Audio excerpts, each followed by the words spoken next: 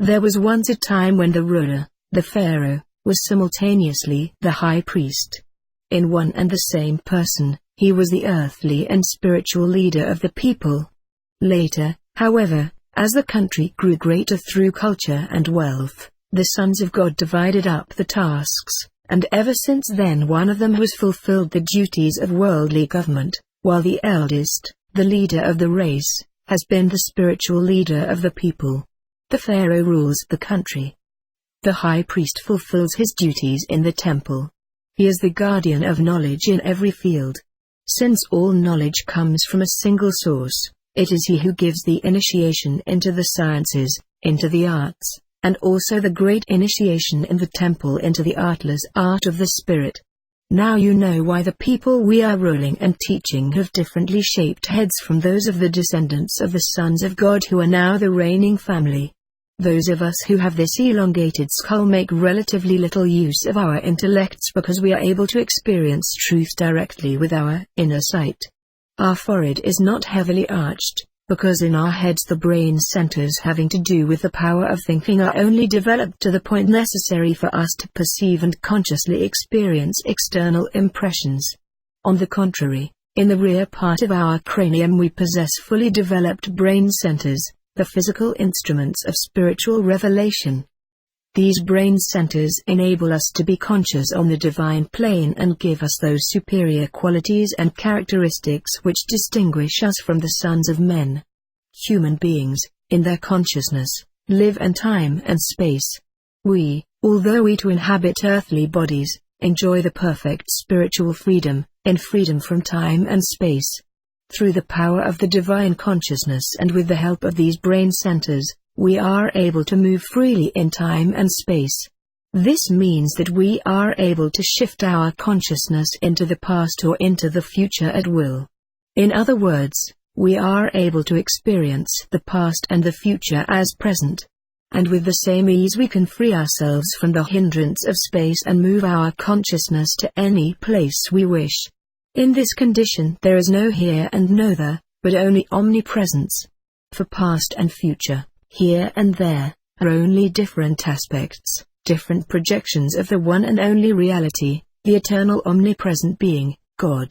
The blood of both races is flowing in your veins. You inherited characteristics of our race, but also of the hybrid race from your mother's side. In you the higher organs are beginning to function, unfortunately much too early for you to have had time for earthly experiences or for you to have conquered your partially earthly nature. You are unsatisfied because you feel imprisoned in time and space, caught between here and there. The spirit within you is beginning to awaken and long for its divine freedom. You have asked 3 times to be initiated and you will be. Then you will learn to make conscious use of all the higher organs which are not yet fully active within yourself. You will also acquire the ability to establish contact at any time with similar beings in order to be able to exchange thoughts with them. I am thus able to establish spiritual contact at any time with my brother Tahotep or with any of the other descendants of the race of the sons of God still living on earth. Through a complete union of our consciousnesses, we are able to exchange our thoughts on any given subject much better than if we were talking together on the earthly plane with the help of larynx, tongue and ears.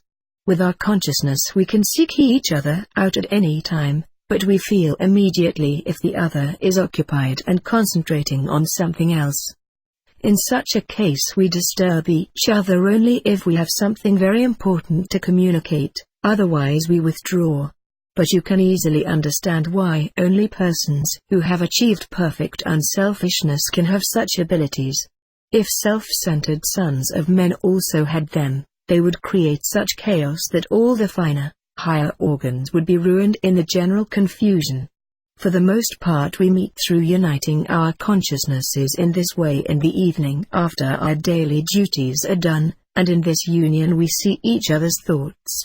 Thus in a matter of moments we are able to agree on things which would take long discussion in a 3-dimensional world.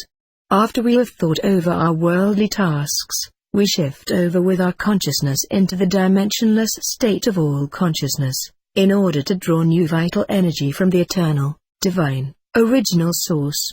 In this condition we are one with all living creatures, with the entire universe, identical with it in a divine, primordial union, one with life itself, with the eternal being, hence with the essence of every manifestation, with you too and with all other people. Only these beings who with their consciousness are still living in 3 dimensions are not aware of this union. On the other hand, every creature awakens from sleep with renewed vital energy, whether or not it knows that this energy comes from the divine original source. And so you are going to be initiated. This means you are starting on a long journey. You will have to travel this path on Earth even after Tahotep and I have left the 3-dimensional world and only remain in spirit in the sphere of the Earth. I have different tasks from Tahotep. Your spiritual and intellectual guidance is in his hands. In the eternal union, however, we will always be together. It would have been better if you had had more patience. But you are as you are, and the way you are will also determine your fate and your future. We cannot interfere. The power which comes from union will always accompany you and help you through the most difficult times. Since you have the duty of representing the wife of the Pharaoh beside me, you will not be able to dwell in the temple as other neophytes do during the period of preparation for initiation. You will go there every morning for instruction. During the day, you will do your exercises there with the other neophytes and when evening comes you will return to the palace. At palace ceremonies you will come in time to fulfill your duties at my side. So you can report to Tahotep tomorrow morning.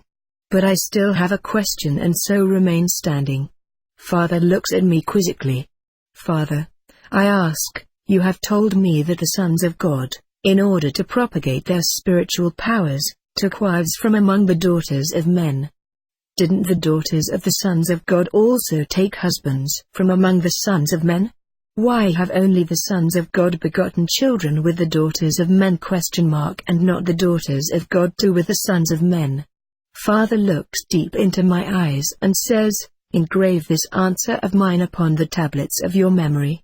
If you understand this truth really well, we may perhaps be able to set the rudder of your fate on a different course. If you pour out a drop from a glass of red wine into a glass of white wine, the red wine in the glass remains pure red wine as it was before. The white wine is no longer pure white wine, but a mixture of both. And if you then pour out some of the white wine, what you pour out is actually a mixture of red and white wine. Do you understand, my child? Yes, Father, I understand. You mean that the blood of a purebred son of God still remains pure if he begets children with a daughter of the sons of men. But the blood of the purebred daughter of God would become mixed blood if she were to marry one of the sons of men. From then on she would be mixed and so would her children. Remember this truth every moment of your life, says Father. Then he arises, I bow before him, and he blesses me.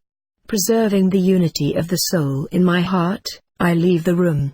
Years of preparation. Accompanied by Menu, I go to the temple. How often will I be going through this long colonnade between palace and temple? How often and for how many years? Until I myself have become the path, so that with my eyes closed my feet would carry me to the temple. Today I enter the temple for the first time as a neophyte.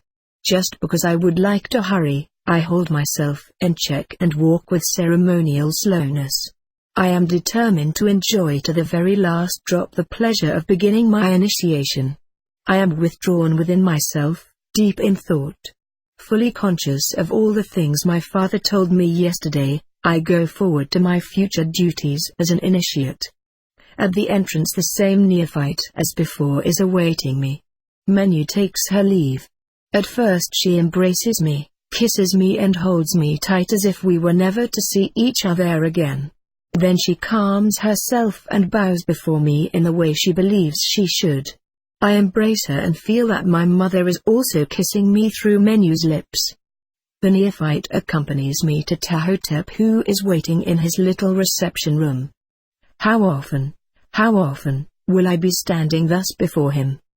How often will his eyes rest upon me, or pierce me through and through with their peace, assurance and strength? My dear child, he begins, initiation, as I have already explained to you, means to become conscious on the highest level, the divine plane.